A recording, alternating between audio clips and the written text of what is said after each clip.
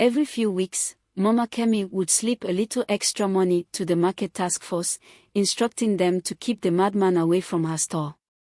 At first, this seemed to work. FolkTales appearances became less frequent, and the bustling atmosphere of her food stall carried on without interruption. Yet, FolkTales was not easily deterred. No matter how much he was pushed away, he always found his way back, lurking at the edges of the crowd.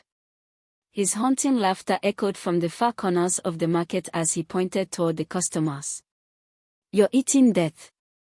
All of you," he yelled one afternoon, his voice rising above the noise. A few customers glanced his way, annoyed by the disturbance, but no one left their seat.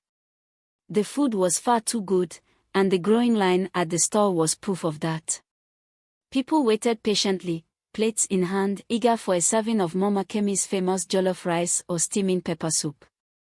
Mama Kemi's store had become a legend in Abeokuta.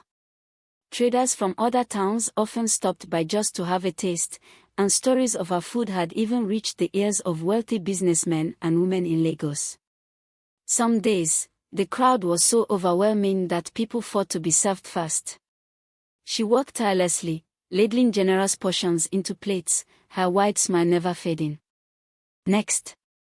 Next!" she called, moving swiftly through the crowd. But not everyone was pleased to see her success. Across the road from Mama Kemi's bustling stall was another food vendor, Iya Titi. Her small shack sat quietly under the shade of an old mango tree, her pots of steaming food barely drawing attention. Day after day, she watched as the crowd swarmed Mama Kemi's store. It was like a festival over there, with people laughing, eating, and arguing over who would be served first. Iya Titi couldn't understand it. She sold the same dishes as Mama Kemi: pepper soup, jollof rice, fried plantains, but her store was almost always empty. Her prices were even lower, yet people passed her by as if she didn't exist. It stung to see her hard work ignored, but what baffled her more was the madness of Mama Kemi's customers. She had seen wealthy men, dressed in fine clothes, washing plates with their own hands just to eat there.